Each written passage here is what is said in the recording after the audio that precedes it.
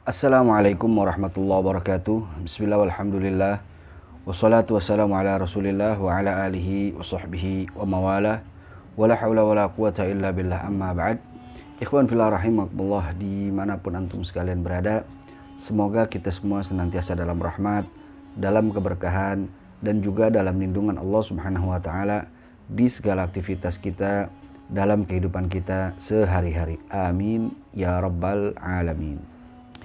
Ikhwan fillah rahimakumullah, di video kali ini kita akan menceritakan sekilas tentang pernikahan Nabi sallallahu alaihi wasallam dengan Sayyidatuna Khadijah radhiyallahu anha, dan juga beberapa peristiwa lain yang dialami beliau sebelum beliau diangkat menjadi rasul. Dan semoga kita mendapat pelajaran, mendapatkan hikmah dan juga keteladanan dari kisah beliau.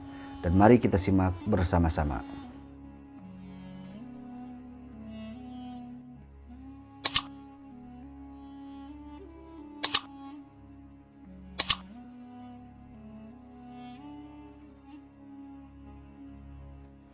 Ikhwan fillah rahimakumullah, di video sebelumnya kita telah ceritakan bagaimana awal perkenalan Siti Khadijah dengan Nabi sallallahu alaihi wasallam.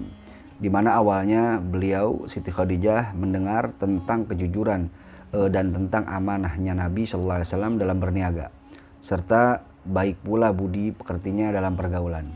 Sehingga akhirnya beliau pun tertarik untuk bekerja sama dengan Nabi sallallahu alaihi wasallam dalam urusan perniagaan.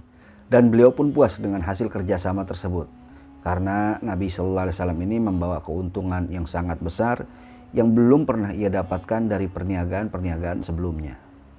Dan beliau pun semakin kagum setelah Maisarah, budak beliau, menceritakan pengalaman perniagaannya bersama Nabi Sallallahu Alaihi Wasallam di negeri Syam.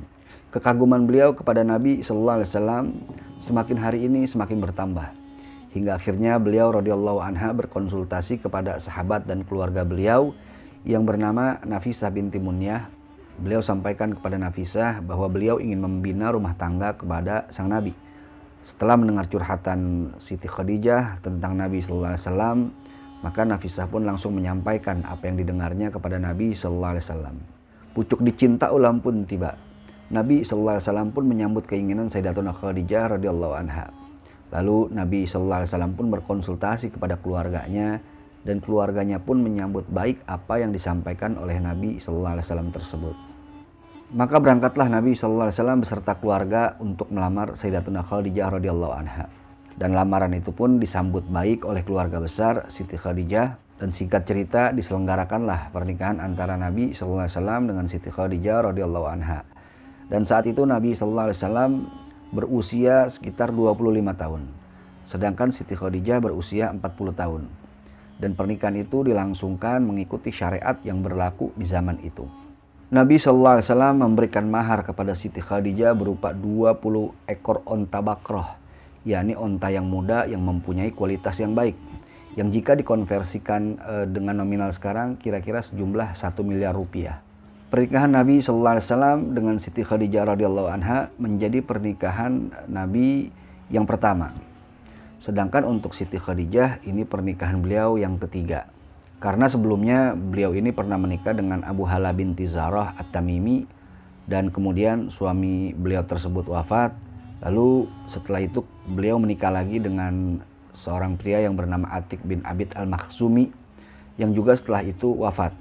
Dan beliau kembali menjadi janda hingga akhirnya beliau radhiyallahu anha menikah dengan Nabi sallallahu alaihi wasallam. Rumah tangga Nabi ini sangat harmonis. Walau secara usia dan ekonomi Sayyidatuna Khadijah lebih unggul, tapi itu tidak menjadikan beliau berlaku kurang ajar kepada sang suami, yakni Nabi Sallallahu Alaihi Wasallam.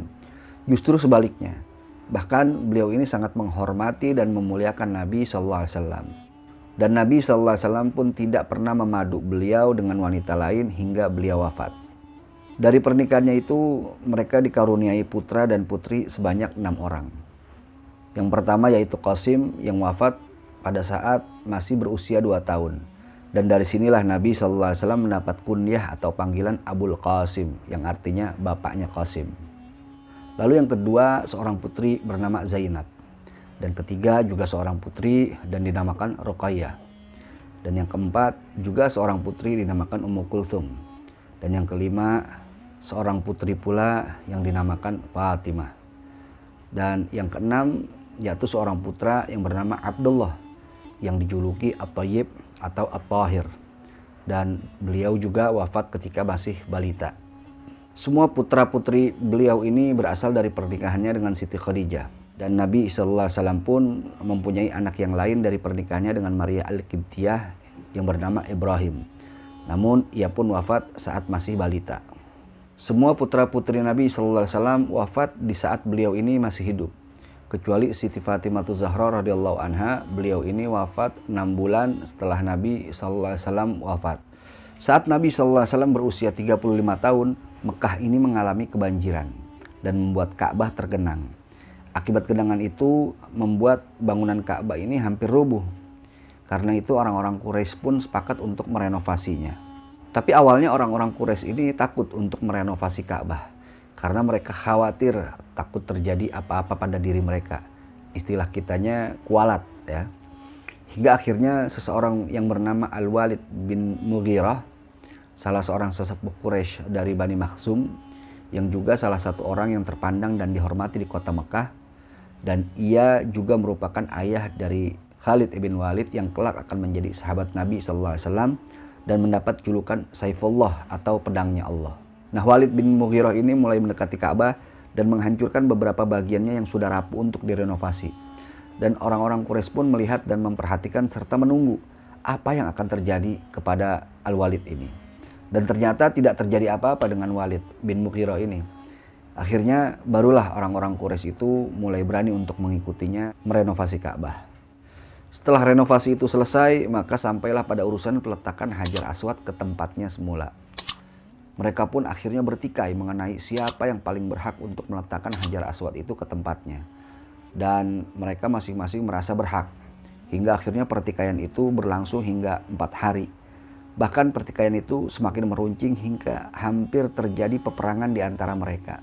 Untunglah saat itu ada Abu Umayyah bin Mughirah Al-Makhzumi yang merupakan saudara dari Walid bin Mughirah yang juga terpandang dan terhormat di tengah-tengah mereka. Dia menawarkan penyelesaian pertikaian dengan satu cara, yaitu memilih orang yang akan menjadi pemutus perkara tersebut. Dan orang yang akan terpilih itu ialah orang yang paling dulu masuk ke Baitul Haram di keesokan harinya. Tawaran itu pun disepakati oleh mereka. Hingga datanglah waktu yang ditentukan. Mereka pun menunggu siapa orang yang akan masuk pertama ke Baitul Haram. Dan ternyata yang masuk pertama ke sana ialah Nabi Sallallahu Alaihi Wasallam. Dan ketika mereka melihatnya, mereka pun langsung setuju. Karena mereka tahu bagaimana kepribadian Nabi yang dijuluki Al-Amin, yang artinya orang yang amanah. Dan ketika beliau Sallallahu Alaihi Wasallam sudah berada di tengah-tengah mereka, maka mereka pun memberitahukan kepadanya tentang hal tersebut dan meminta beliau untuk memutuskan perkara itu. Beliau pun lalu meminta sehelai selendang dan kemudian beliau letakkan Hajar Aswad di tengah-tengahnya. Lalu kemudian beliau minta semua kepala suku kabilah-kabilah yang bertikai untuk memegang ujung selendang tersebut dan memerintahkan mereka untuk mengangkatnya tinggi-tinggi sampai ke tempat Hajar Aswad. Setelah itu beliau ngambil kembali Hajar Aswad yang berada di tengah-tengah selendang dan beliau letakkan di tempatnya semula. Mereka semua pun sangat puas dengan cara Nabi SAW tersebut. Hingga akhirnya pertikaian di antara mereka pun mereda. Nah ikhwan fillah rahimakumullah, itulah sekelumit kisah dari pernikahan Nabi SAW dengan Siti Khadijah radhiyallahu anha dan kehidupan yang beliau jalani sebelum beliau diutus menjadi Rasul.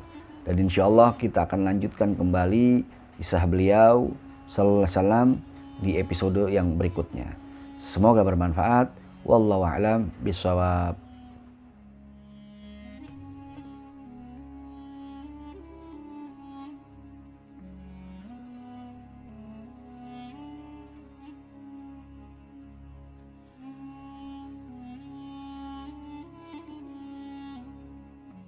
Jika menurut Anda konten ini bermanfaat, jangan lupa subscribe channelnya, share videonya, dan terima kasih atas segala perhatian. Mohon maaf atas segala kekurangan dalam penyampaian. Insya Allah kita bertemu di lain kesempatan. Hadani Allah wa iyyakum ila siratil mustaqim. Wal afu minkum. Wassalamualaikum warahmatullahi wabarakatuh.